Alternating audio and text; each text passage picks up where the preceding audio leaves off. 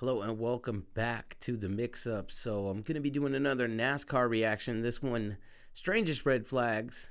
Last one was red flag crashes. Let's check this one out. Caution is out at Michigan. We have a new track mascot.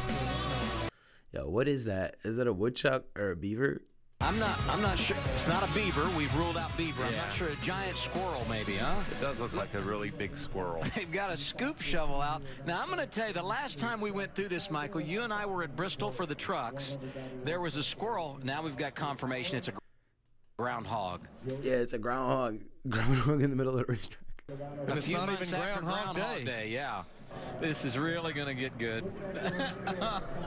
He's got... oh. All right, we're going to go to break. We'll keep an eye on the groundhog. Still putting my money on the Groundhog just randomly runs on the racetrack. It's like, no, I'm going to run laps. Groundhog. He's still on the loose. Why does this always happen? Yo, he got him with the bucket. How many? He got him with a 5-gallon bucket. Safety workers at a racetrack does it take to catch a groundhog that's on the loose? And we don't have an official game. Oh, they let it go. Again. They let it go. I didn't have a good feeling Round about two. it, I told you. Uh-oh. I feel good about it. I feel good about. Oh, he went and got him. No, they let him go. He went for round two. He went down and got him, that fella there in the vest. They got it this time. Celebrate good times. That's all he needed was a bigger bucket. And the celebration in the garage right of your Yo, screen. that is a ridiculous reason to stop the race, is that there's a groundhog on the track. Our Sprint Unlimited camera, which traveled over and across the track, had a drive cable, not a cable, but a piece of nylon and fabric rope that helped to move that camera along its catenary. Now, here it is, overhanging the track at turn 4. The first car coming is going to be Kyle Busch. So that's going to catch in his cable right fell front down. wheel well, and it's just going to whipsaw the fender behind the wheel well. Now, where is it going to go? Watch Mark Martin right here. You can't even see it. He's going to come along, pick up that cable. It's going to do a little damage to the left rear of his car. There it is in the air. It's going to catch on Mark's car, and then it's going to go underneath Marcus Ambrose's car. You see the camera getting kicked, the cable getting kicked up. You can't see the cable anywhere. Into the air. Cars have been brought onto pit road, and it looks as though it could go to a red flag condition. And the reason for this, there is a hole that is in between turns 3 and 4 that the track is The rubber working patching on. just They melted up. actually sealed it or tried to seal it yesterday, and it looks as though some things are coming up on the track now, so they're going to try to go to work on that and get that fixed. Yeah, the racetracks are prepared for these types of events. There's an epoxy they can put in this hole. Well, they should have used epoxy instead of, that looks like some rubber patch stuff you buy from Home Depot and put down with a torch. It will fill that hole up, and it dries it very, very quickly. So the tracks are always prepared if the track comes up, if things happen. So that's an attempt right now to get this hole cleaned up, and then they'll come in and put epoxy in it. Now, my question is, if they could have used epoxy in the first place, why did they use the cheap rubber crap from Home Depot on a racetrack? To fill that hole. For the second time today, the field has been brought down pit road, stopped behind the Ford Mustang GT pace car. A NASCAR official at each car, and they've gone out to deal with the issue of turn 1 and 2.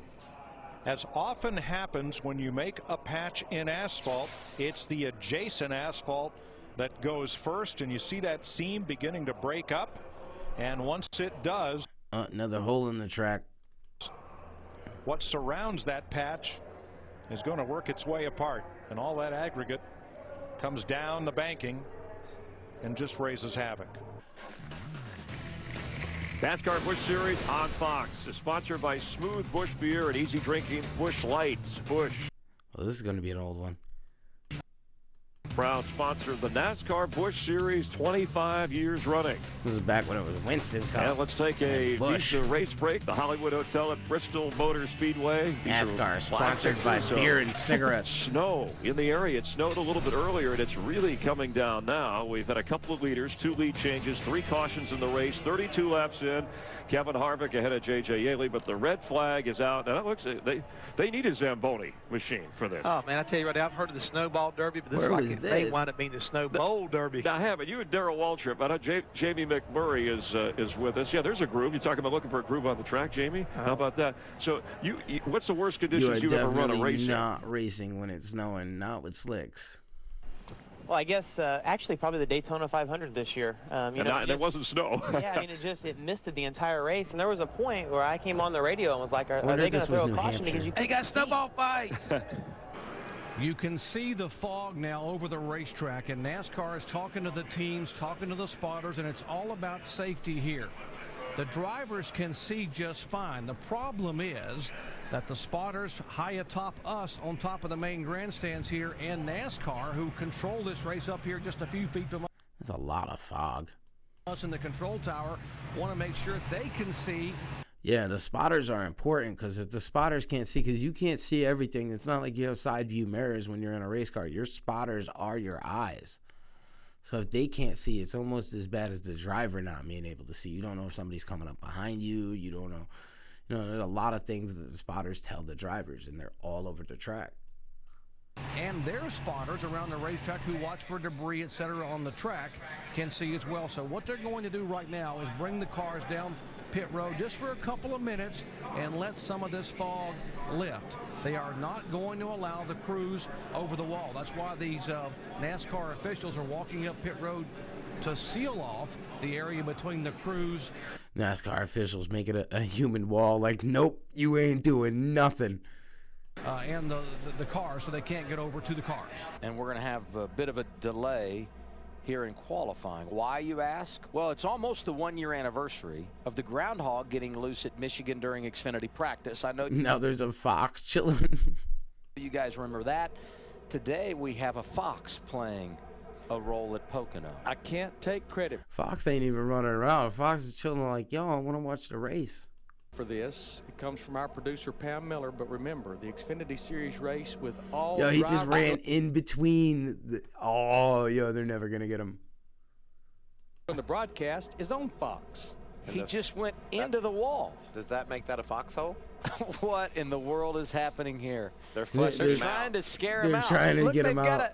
They've got a net hanging over the end of the fence where he went in. He's going to come out, I hope. He ain't coming not out. comfortable with this right now. Igdalski, the track president, and see what these seats cost. He's That's just a really chilling. good place to watch qualifying. He was just chilling. enjoying. He knew it was single car runs, and he knew it was pretty much slowest to fastest, so he was just enjoying it. That's just cute, if you ask me. He's like, yep, I'm going to watch the race. Scratch his back a little bit. Jeff Gordon, this Waltrip staying right in this hunt. Now, the story that we have, there was a piece of aluminum down in the corner. But we also have a little issue on the back straightaway. Yeah, there's water coming across the racetrack there, and they'll put the state What the hell? dry down right here, right in this part there. You can see it's about a car length wide there, and they're now pulling the water over the top of the wall there. Take a look a moment ago, buddy, at what we saw. Those cars running down through this very area of the racetrack. Yeah, you can see that would be a Where'd that water even come from? little disconcerting at 190 miles an hour.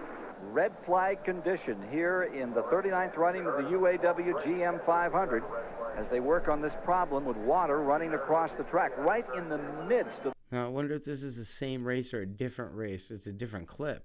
the backstretch. Well, I just had a report that it might be a water main over behind the grandstand there, and it's leaking across the top of the wall there and running across. The water main behind the grandstand broke. Oh, that's not good. Across the racetrack. Looks like they have it contained pretty well right now, though. You want to see a slide job? Good job, man. That was a slide job. That's what we call a slide job. The spotter just said good job. Oh, there yeah. wasn't a whole lot he could do there. I don't know what he would have said if he hadn't made it, but that was a good job. Oh. Oh, Squirrely. Wow. Has he cut a tire down, Darrell? Yeah, I didn't see it. Didn't look like it. Now, he's going to try to wait to get to pit road, but he's way up against the wall, and caution waves for Jamie McMurray at lap 158. I'm not sure what happened to McMurray. The car looked good coming off forward when he made that pass. Strangest red flags. This is a caution. Well, look on the track. Oh, wow. That looks like a full can of beverage. That's a beverage of some kind. Yo, someone threw a can of soda or a can of beer. Wow. I'm not sure what happened to McMurray. The car looked good coming off forward when he made that pass. He did put a slide job, but he didn't hit anything. Well, look on the track. Oh, wow. Yeah. That looks like a full can of beverage. That's a beverage of some kind. Yeah, a Coors Light or something. Oh, yeah. Ryan Newman kicks it up, and wow. You know what? That's a piece of the track, guys. They were over there in turn 2 working last night in that area of the racetrack. When it exploded, it looked like fluid went somewhere, but that's a piece of the racetrack. That's a piece We're having a little bit of a mix of emotions because the utter joy was when he was racing that car, but the ground is actually moving. That's crazy that it was a piece of the racetrack. It looked like a soda or like a beer or something that somebody threw on the track at first. We're in the press box up here, and we can feel this moving. You look over our shoulder, and it looks as though the sun is out, but it is unbelievable weather conditions right now. I think people would be surprised you can when they hear look over our that shoulder that we're not wind racing right behind now, them. but you obviously can tell, and you experienced it when you came up here. I walked out of the door coming into the booth, and it was crazy what was going on, and actually opened the door to the booth, and it went flying out of my hands. Stuff came flying out of the booth. I mean, it's really, really crazy out there. So I feel sad for the people tailgating at the racetrack with all their like tents and canopies and stuff set up out there. That stuff's all blowing all over the place. good job by the track and NASCAR getting everybody out of the grandstands, even way before it got raining, because they needed to get some safe shelter. Well, hello. An owl. Lunch. Hey, hello. A groundhog, a fox, now an owl. He's got lunch. 11 months out of the year, this is my home. What are you doing here now? Yeah, right. That is not a good place to be. Not in broad daylight. Yo, it's just chilling. What is he doing? Owl is just chilling. I think he's waiting for the light to change so he can cross the road. Now, what was it, a groundhog or something we saw them try to get off the racetrack in? Was it Michigan? Yeah, but remember last year, remember those bees that were in this flag stand? We had a beehive. Creatures and wanting to be on the racetrack. Look at the beehive. Now, this was, be careful. Yep, that was last year. There and of course. Yo, that's a lot of bees. Of course, they are. Michael, how does that go unnoticed for so long?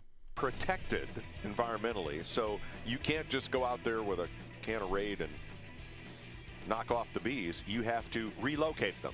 Jim Cantori would be very happy right now. Hey, Michael, it was only 20% chance of rain. I think we got all 20. All I can say is don't be the last guy under the tent, if you know what I mean. That's golf ball size. No. That's marble size hail. What are you, not from the Midwest? That's some big-ass hail. One time I was going to New York, to upstate New York, and it started hailing like that. I was able to make it under a bridge. It was like golf ball size hail. Here it's golf ball size, softball size. I've seen softball size hail, and that's something we definitely don't want to see at this racetrack. But yes, it is hailing in Kansas. Ain't racing with hail on the track, that's for sure.